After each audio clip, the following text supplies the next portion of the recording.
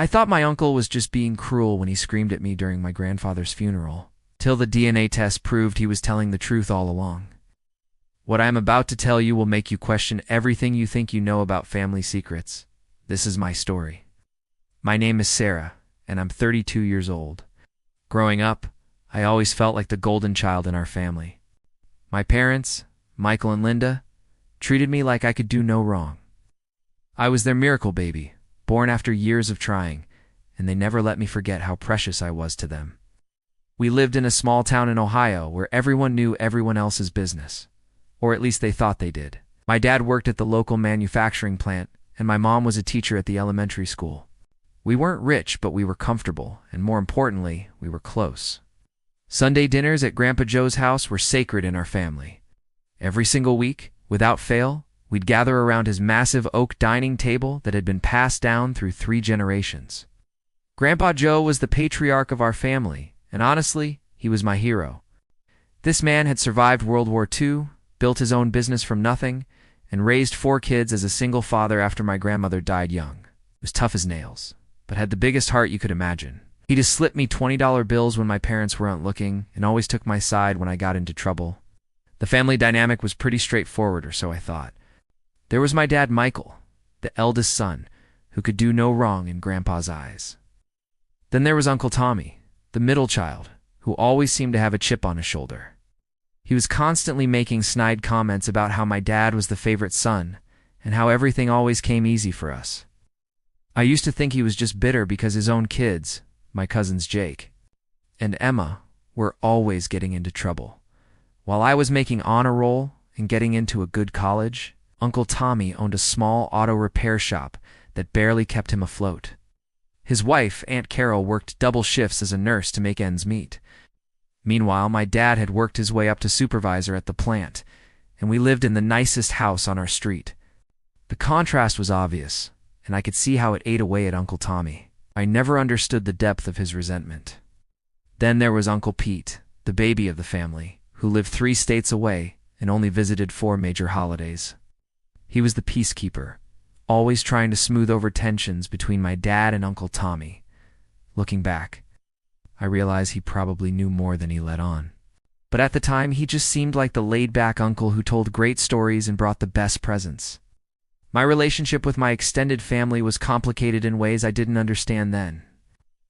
Uncle Tommy's kids, Jake and Emma, were close to my age, but we were never really friends. There was always this weird tension, like they resented me for something I couldn't put my finger on. Family gatherings were polite, but strained when it came to Uncle Tommy's side of the family. I remember one Christmas when I was about 16, Uncle Tommy had been drinking, which was unusual. He made some comment about how some people just fall into good luck while staring directly at my parents. My dad got really quiet, which was his way of avoiding conflict, and my mom quickly changed the subject. At the time, I just thought Uncle Tommy was being his usual bitter self. College took me away from all the family drama for a while. I studied journalism at Ohio State and absolutely loved the freedom of being away from small-town life. But I always came home for holidays and summer breaks, because family was important to me.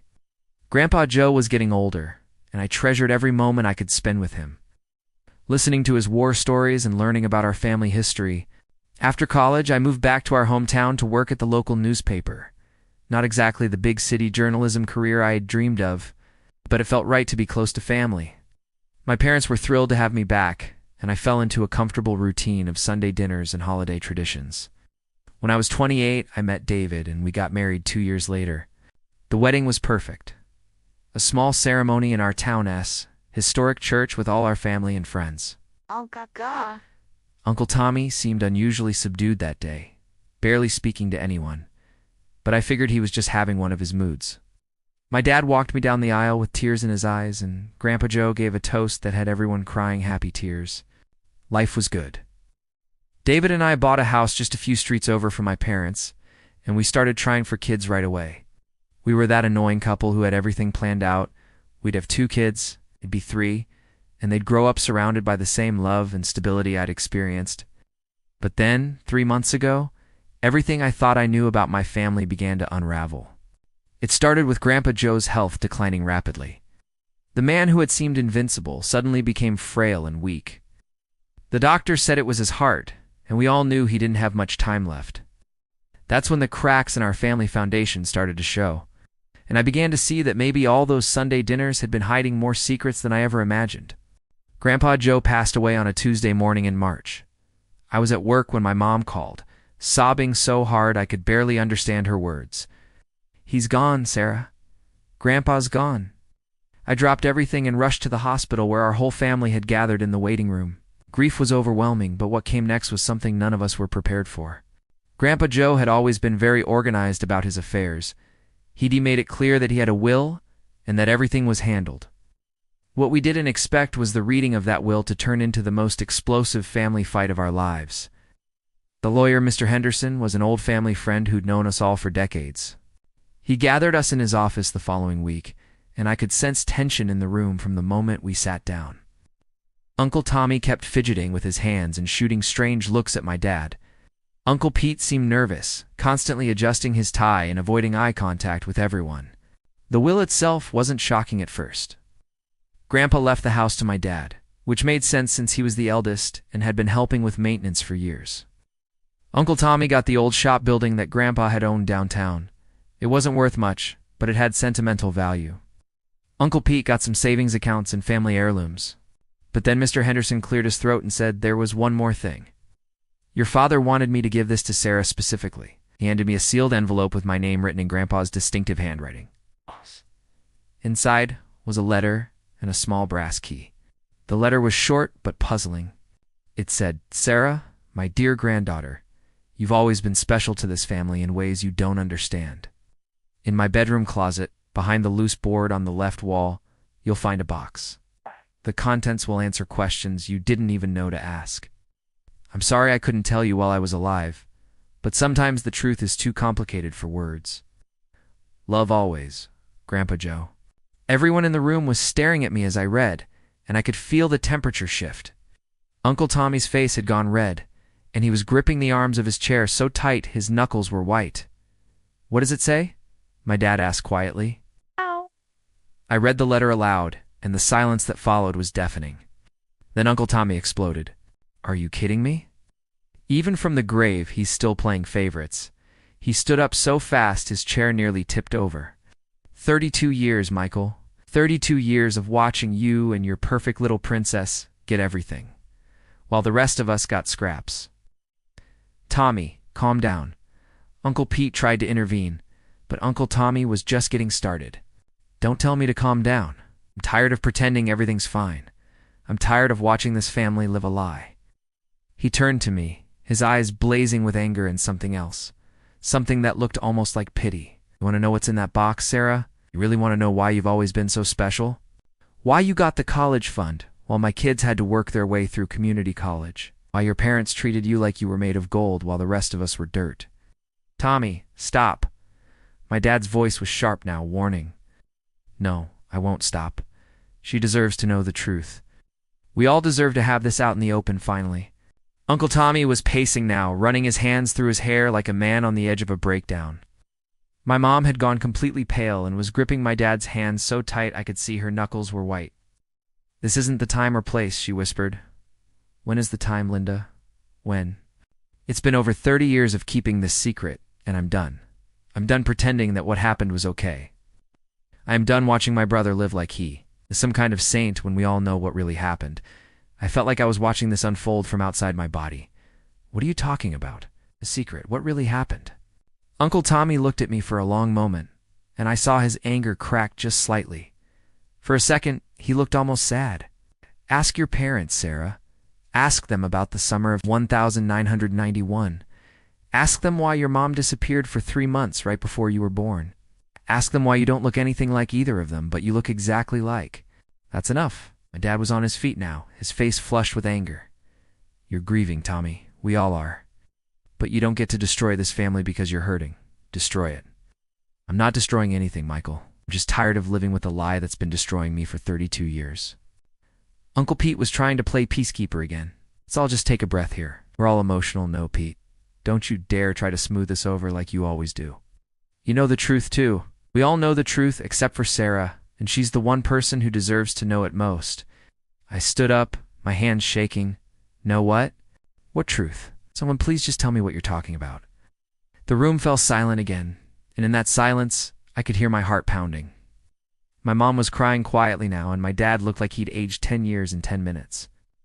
Uncle Tommy looked at me one more time, and when he spoke, his voice was quieter but somehow more devastating. Go find that box, Sarah.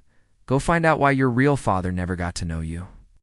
And with that, he walked out of the lawyer's office, leaving the rest of us sitting in stunned silence, and my entire world tilted off its axis. The drive to Grandpa Joe's house felt like it took forever and no time at all.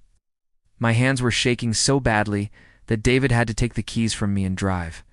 My parents followed behind us in their car, and I could see my mom crying in the passenger seat every time I looked in the rearview mirror. None of us spoke during the 20-minute drive. What was there to say? Uncle Tommy's words kept echoing in my head. Your real father never got to know you. What did that even mean? My dad was sitting right there. Michael Johnson had raised me, loved me, been at every school, play, and soccer game and graduation. He was my father in every way that mattered. But as we pulled into Grandpa's driveway, I couldn't shake the feeling that I was about to learn something that would change everything. The house felt different without Grandpa in it. It was too quiet, too still. We'd all been avoiding going through his things, telling ourselves we needed time to grieve first. But really, I think we all knew that once we started packing up his life, it would make his death feel final. I went straight to his bedroom with the brass key clutched in my palm. David stayed close behind me, and my parents hovered in the doorway like they were afraid to come any closer. The closet smelled like Grandpa's aftershave and old wood. I found the loose board immediately. It was obvious once you knew to look for it. Behind the board was a small metal box, the kind you might use for important documents. My hands were trembling as I fitted the key into the lock.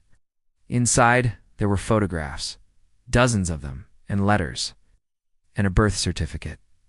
The birth certificate hit me first. It had my name on it, my birth date. But in the space where it should have said Father, Michael Johnson, it was blank, completely blank.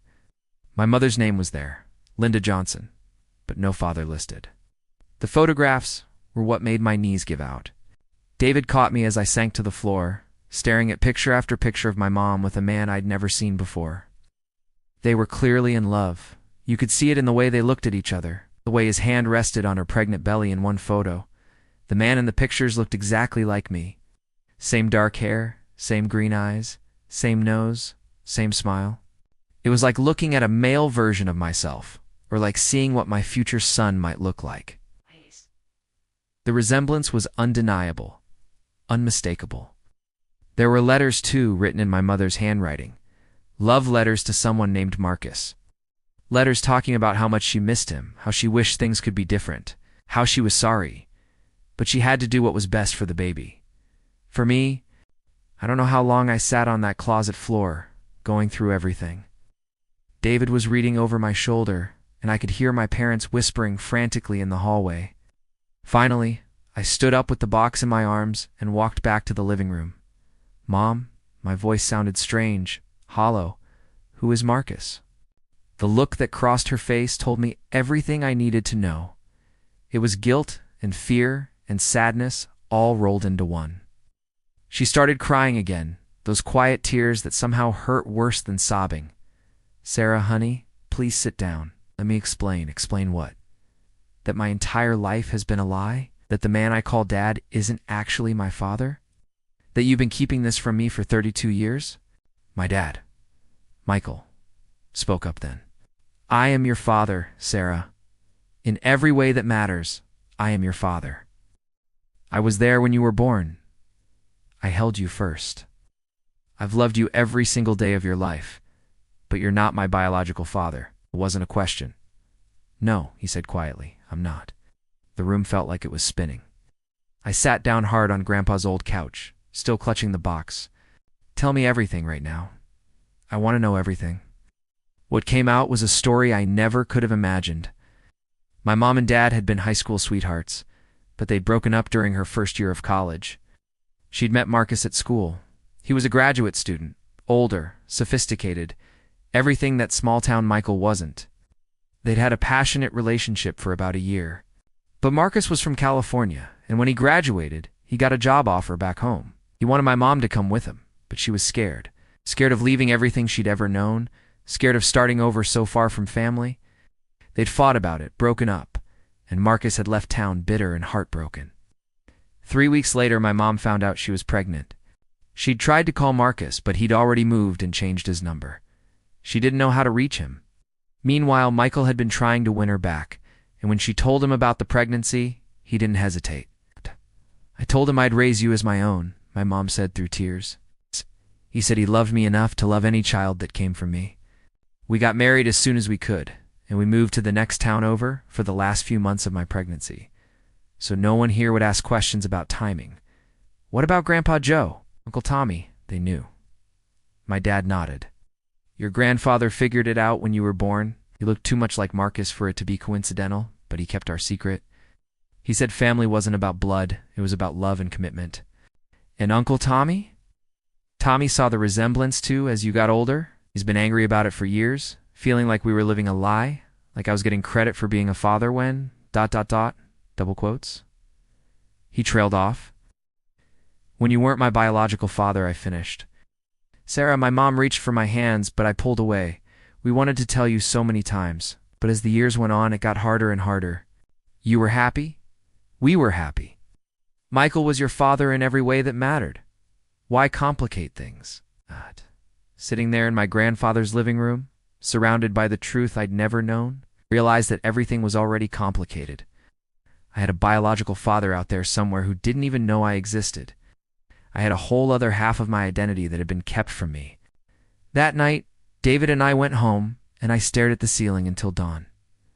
By morning, I'd made my decision. I was going to take a DNA test. I was going to find Marcus, my biological father, and I was going to get the answers I needed to understand who I really was. I had no idea that the answers would be more complicated than I could have ever imagined. 2 weeks. That's how long I had to wait for the DNA results after I sent in my saliva sample. 2 weeks of barely sleeping, of having awkward conversations with my parents, of avoiding Uncle Tommy's calls because I wasn't ready to deal with his "I told you so" attitude.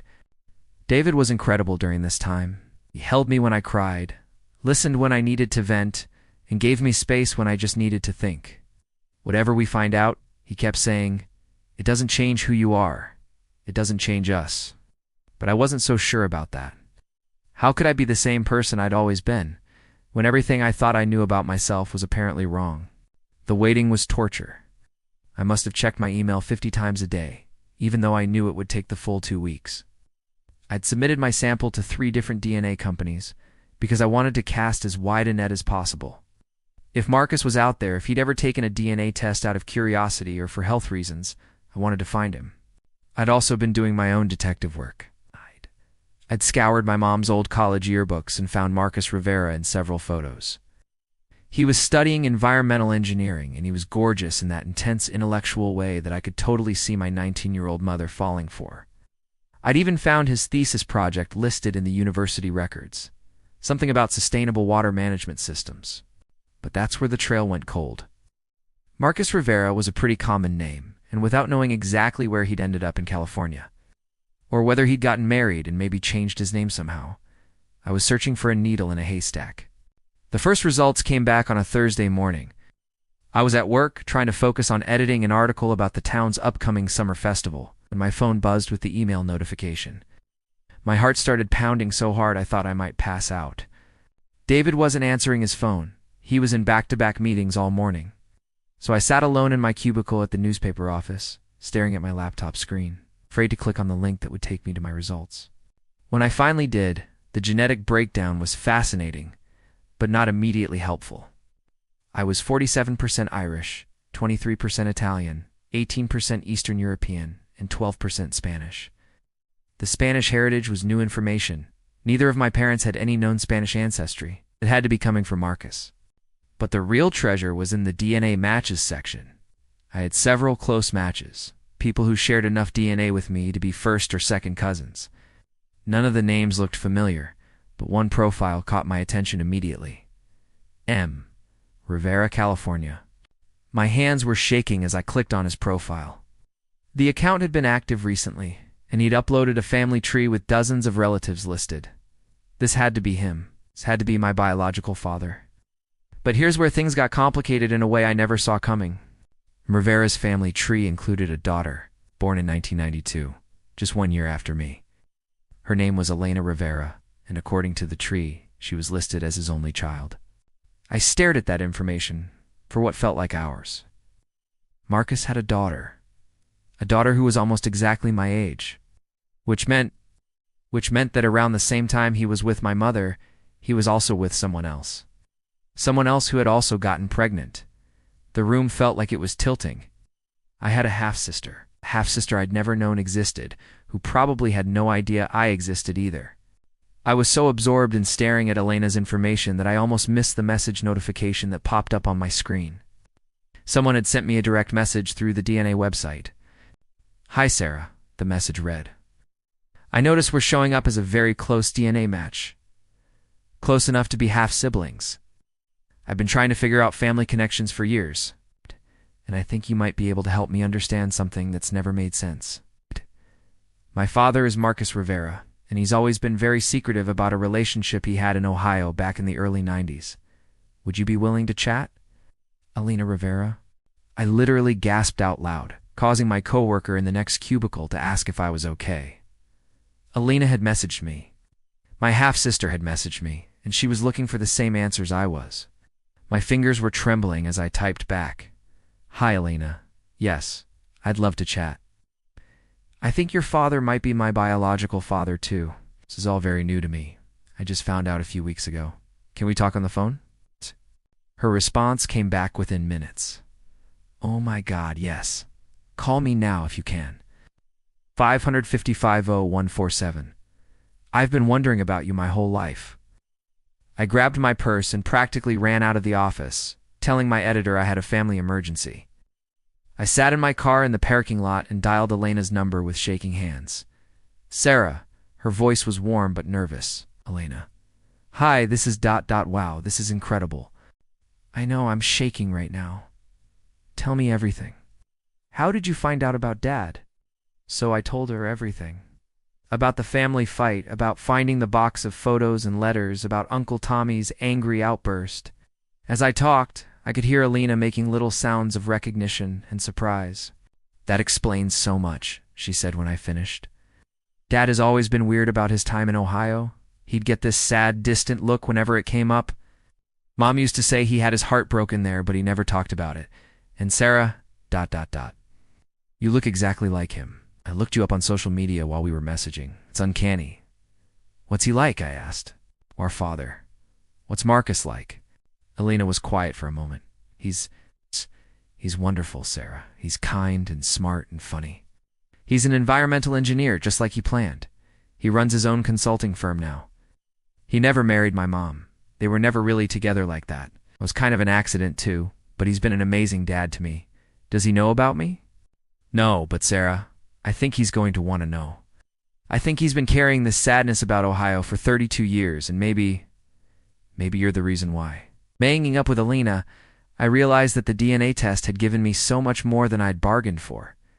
I hadn't just found my biological father. I'd found a whole other family, a whole other life that had been running parallel to mine all these years.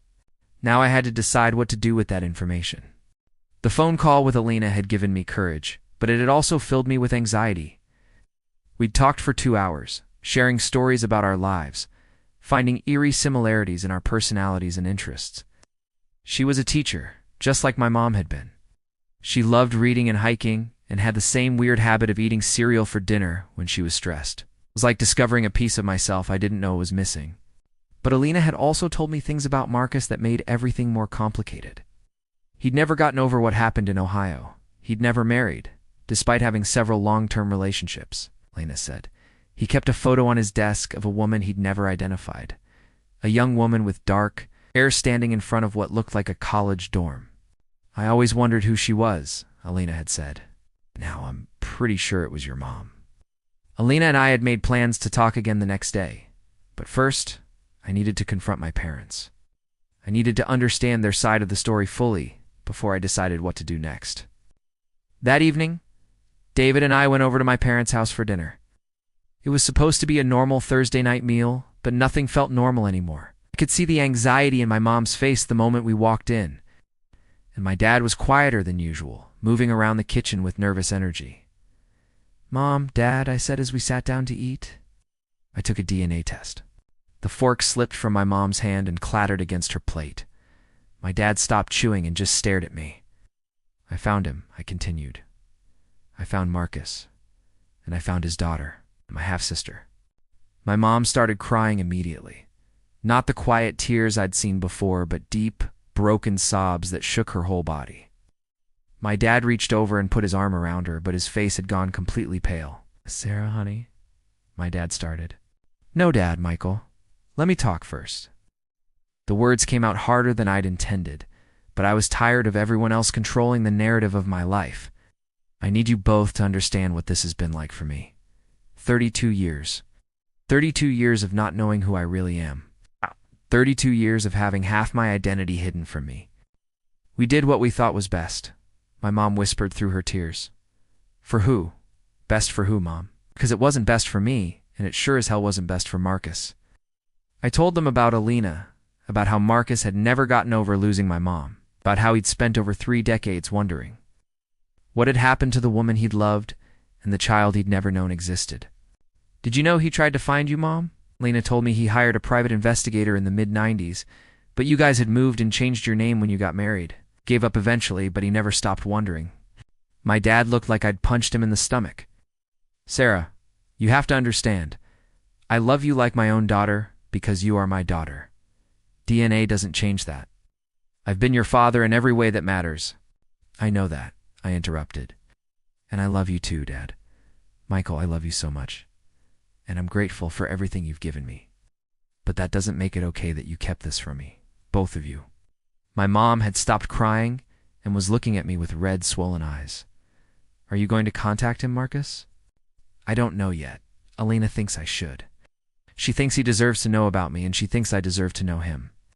"What about us?" my dad asked quietly. "What happens to our family?" That question broke my heart because I could see the fear in his eyes. He was terrified that finding my biological father would mean losing me, and I realized that his fear was part of why they'd kept this secret for so long. "Dad, you raised me. You taught me how to ride a bike and helped me with my homework and walked me down the aisle at my wedding. You're my father, and nothing is going to change that. But Marcus is my biological father, and Alina is my half-sister, and I need to decide if I want them to be part of my life too." We talked for another hour, and it was messy and emotional and painful. My mom told me more about her relationship with Marcus, how intense it had been, how much she'd loved him, how scared she'd been to leave everything she knew to follow him to California. "I was 19, Sarah. I was terrified. When I found out I was pregnant, I panicked. Claw offered me security, a life I understood, a future I could picture. It felt safer." "But you never tried to contact Marcus after I was born? Never thought he deserved to know?" My dad answered that one. We talked about it, times over the years. But as time went on, it felt cruel to disrupt his life. What if he'd moved on? What if he didn't want to know? What if it just caused everyone pain? "So instead, you let me live my entire life not knowing who I was. We thought we were protecting you," my mom said. "We thought we were protecting everyone."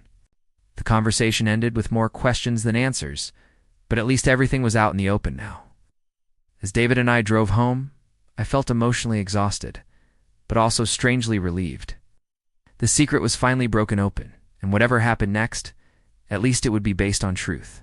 That night, I called Alina back. "I want to meet him," I told her. "I want to meet our father." "Are you sure?" she asked. "No," I admitted. "I'm terrified. But I need to do this. I need to look him in the eye and hear his side of the story. I need to know if he would have wanted to be part of my life if he'd known I existed." Lena was quiet for a moment. "Sarah, can I tell you something? He's going to love you. I know my dad, and he's going to love you so much, it'll probably scare him." 2 days later, Alina called Marcus and told him about me. According to her, he cried for an hour, then asked when he could meet me. We made plans to meet the following weekend. Marcus was going to fly out to Ohio, to the place where it all started 33 years ago. The meeting was set for Saturday afternoon at a small cafe in the next town over. Neutral territory that wouldn't be loaded with memories for any of us. Alina flew in from California the night before, and we met for dinner on Friday. Seeing her in person was surreal. We had the same laugh. It's the same way of gesturing when we talked. The same tendency to order way too much food when we were nervous. "Are you ready for this?" she asked me as we picked at our shared dessert. "I don't think anyone could be ready for this," I admitted. "What's he like when he's nervous?" "Gets really quiet and starts cleaning things obsessively.